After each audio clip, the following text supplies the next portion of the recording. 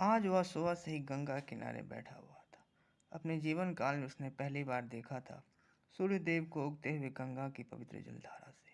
नवंबर का महीना था, सुबह के 8 बज रहे थे। वह लगभग 3 घंटे से एक ही जगह पर बैठा हुआ था।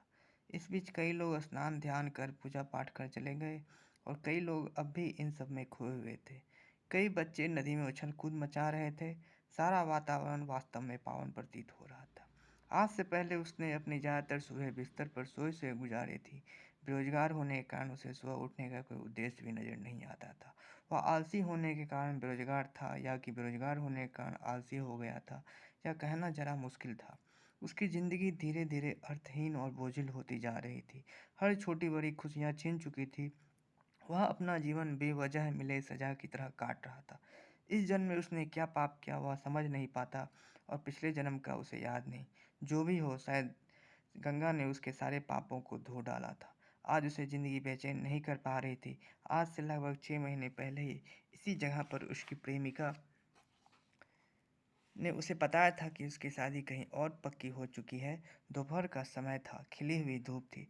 दोनों गंगा किनारे ही बैठे हुए थे। वह समझ नहीं पाया था कि वह क्या प्रतिक्रिया करे। संभवतः उसके अवचेतन मन को पहले से ही पता था कि यह एक ना एक दिन तो होना ही था। कब उसकी ज़िंदगी में ऐसा हुआ था जो कि उसने चाहा हो। फिर भी उसे ऐसा लगा मानो कोई भारी भरकम ट्रक उसे टक्कर मारती हुई गुजर गई हो और वह इस टक्कर के बावजूद अपनी जगह पर ही खड़ा रह गया हो। जिंदा धक से फिर एकदम से सन्नाटा, शून्य और शांति। पेड़ों के पत्ते और अधिक जीवंतता से हिलने और फड़फड़ाने लगे। सूखे हुए पत्ते खड़खड़ाते हुए एक संगीत सा उत्पन्न करने लगे। गंगा की लहरों के ऊपर पड़ती हुई सूर्य की किरणें और अधिक चमचमाने लगी। ठंडी हवाओं के धीमे धीमे झोंके भी उसके चेहरे से टकरा टकरा कर इस क्षण का गवाह बन जाने के लिए मानव प्रतियोगिता करने लगी। थोड़ी देर के लिए दोनों यूं ही बिना बातचीत के बैठे रहे जिससे उसकी शादी होने वाली थी। वह एक मल्टीनेशनल कंपनी में प्रबंधक के पोस्ट पर था। वह वह यह समझ सकता था कि वह अपने प्रेमिका को यह नहीं बोल सके कि चलो कहीं भाग चलते हैं या तुम यह शादी तोड़ दो, तुम सिर्फ और सिर्फ मेरी हो, तुम मेरे सिवा किसी और की नहीं हो सकती। मैं जान ले लूँगा या जान दे दूंगा, पर तुम्हें किसी और की और नहीं होने दूंगा। तुम सिर्फ मुझसे प्यार करती, तुमने साथ निभाने का वादा किया था। जैसे कि फिल्मों और किस्से कहानियों की दुनिया में होता है, यथार्थ की दुनिया अलग होती है, बिल्कुल ही अलग। यहाँ तो परिवार ही सब कुछ होता है। कल रात ही उसकी शादी हुई और कल रात को ही वह घर से निकला था। वह चाह कर भी गुस्से और हताशा से छुटकारा नहीं पा रहा था। धीरे धीरे हताशा गुस्से पर हावी होती जा रही थी। अंत में सिर्फ और सिर्फ हताशा ही शेष रहा और कुछ भी नहीं। उसने उससे अपने मन को समझाना चाहिए था। 1-2 सालों में वह सब कुछ भूल ही जाता, जिंदगी फिर से सही रास्ते पर आ ही जाती। लेकिन वह ऐसा नहीं कर पाया। उसका मन चक्रगिन्नी की तरह एक ही जगह पर घूमे जा रहा था। वह लाख कोशिशों के बावजूद अपने मन को बहला फुसला नहीं पाया। उसने वह किया जो उसने कभी भी करने का सोचा नहीं था। खंड ख वह सारा दिन गंगा किनारे ही रहा। उसकी भूख प्यास सब मर चुकी थी। जिस लालिमा के साथ सूर्यदेव ने आंखें खोली, उसी लालिमा के साथ सूर्यदेव ने अपनी आंखें भी बंद कर ली।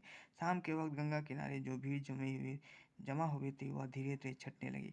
रात 7 बजे तक वहाँ कोई नहीं बचा था। वह समझ नहीं पा रहा था वह क्या करे, जाए तो कहाँ जाए। वह जोर जोर से चिल्ला चिल्ला कर रोना चाह रहा था, पर वह ऐसा नहीं कर पा रहा था। ना चाहते हुए उसकी ना चाहते हुए उसके कदम बढ़ चले अपने प्रेमिका के घर की तरफ। कोई अनजानी सी शक्ति उसे उस ओर खींच रही थी। उसे विश्वास था कि उसकी प्रेमिका अब भी उसी से प्रेम करती है और उसने यह शादी परिवार के दबाव में आकर की थी। उसकी यह बदगुमानी ही उसे मंजिल तक पहुंचाने में ऊर्जा प्रदान कर रही थी। घर अब भी सजा धजा था। 24 घंटे बाद भी पिछली रात हुई शादी की रौनक खत्म नहीं हुई थी। कई सगी संबंधी घर में अभी भी जमे हुए थे। सारा माहौल खुशनुमा लग रहा था। लोग आपस में हंसी मजाक कर रहे थे। लड़की के पिता को बधाइयाँ दी जा रही थी कि उन्होंने अपनी बेटी के लिए कितना योग्य वर ढूंढा। वह जानता था कि उसकी प्रेमिका के आंसू तो नहीं छलक रहे होंगे, पर वह अंदर जरूर रो रही होगी।